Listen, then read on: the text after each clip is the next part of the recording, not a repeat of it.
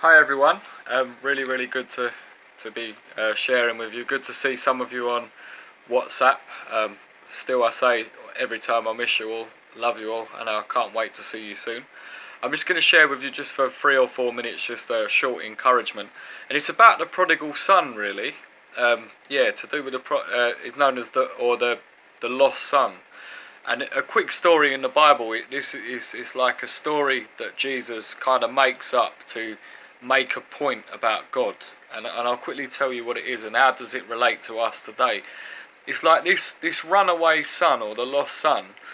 He asks for loads of money off of his dad. Like his dad was due to give him loads of inheritance when he got to a certain age, but he wanted it earlier. He's let me have it now, Dad. So his dad agrees to give it to him, and he shoots off to the far country, and he goes and spends it all on wild living, probably like, I don't know, like gambling, maybe prostitution, all kind of mad things, and he ends up with not a penny.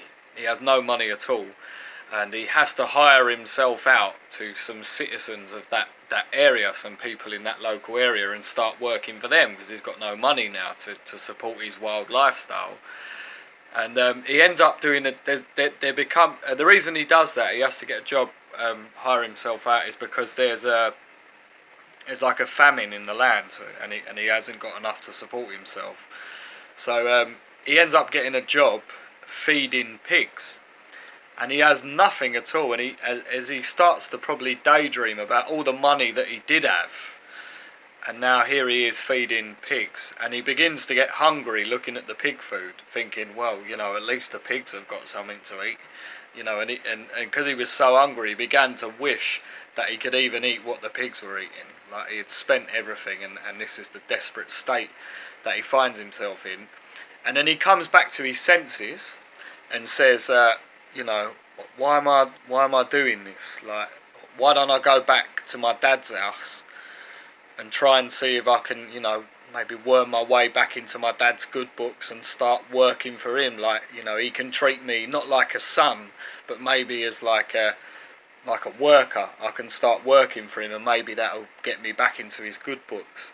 So he comes to his senses when he's all alone. He's spent everything, and he's got nothing. Then he comes back to his senses.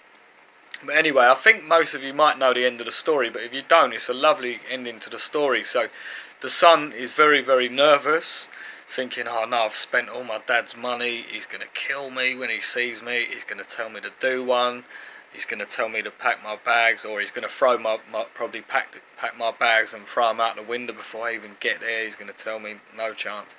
But actually what happens is the father's been waiting for him all that time, and the father runs towards the son, which is amazing, gives him a kiss, and gives him a kiss, puts a ring on his finger, dresses him up with fine clothes, and basically throws a party because he's so happy that his son is back and safe and sound. He doesn't even mention the money. He's just happy to have his son back. And do you know what? How does that relate to us? I think it's very relevant, to be honest, today, especially in this time, during this coronavirus, especially in isolation.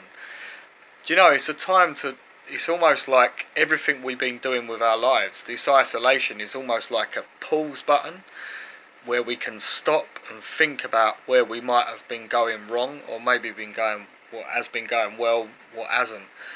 And I just think about the son, the runaway son. It was only when he began, when he had nothing, when he had spent everything he had got and had, he's ruined it all, spent it all, squandered it all. Only then did he come back to his senses and start to think, I need to go back and get my relationship sorted out with my father. And you know what? It can be like that in our lives. In isolation, we can sort of relate to the runaway son in the sense that we might have been doing loads of stuff, maybe not even good stuff. Maybe we haven't been putting God number one in our lives. Maybe we've been wildly living away from Jesus. But maybe what we need to do now is make an assessment of that. The same way that the runaway son sat there and thought, you know what? everything I was doing, I'm no longer doing.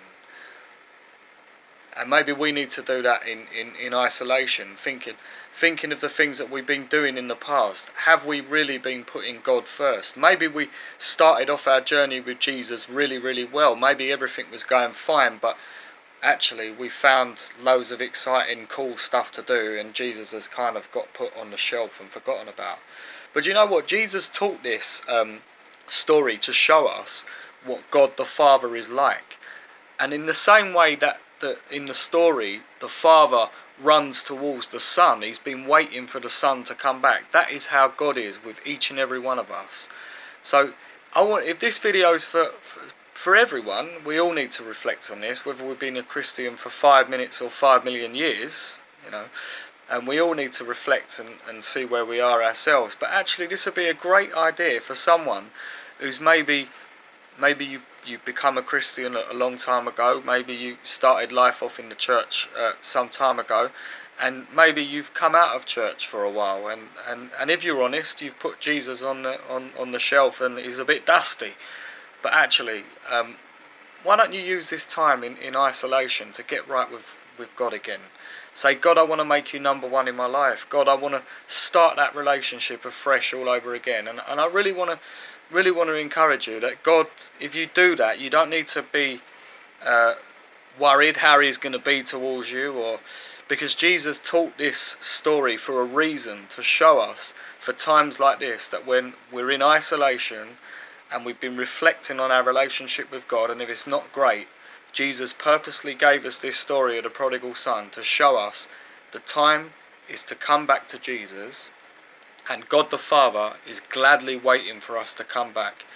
Yep, he doesn't want us to carry on in the wild living, absolutely not. He doesn't want us to carry on with a lifestyle that's displeasing to him. He wants us to turn away from it and afresh turn to him, and he'll gladly receive us. So yeah, just be encouraged by this time of isolation. It can be a really positive time. There's many times in the Bible where many times in the Bible when people were in the wilderness or the desert, very lonely and isolated, and God spoke to them in amazing ways. And when they come back to the communities or their nations where they were, the whole nation was transformed by the power of God. And it all started really a lot of time when they were in the wilderness, the desert, or kind of like us, like in isolation. So be expectant for God to speak to you. Use this quiet time to listen to him, to read the Bible, pray, and just, if you are someone that's fallen away from Jesus and you need to get right with him, tell him you're sorry, ask him for your forgiveness, and just ask him for a fresh start, and he'll gladly take you up on the offer. Be encouraged, guys and girls, and I really hope to see you soon. God bless you.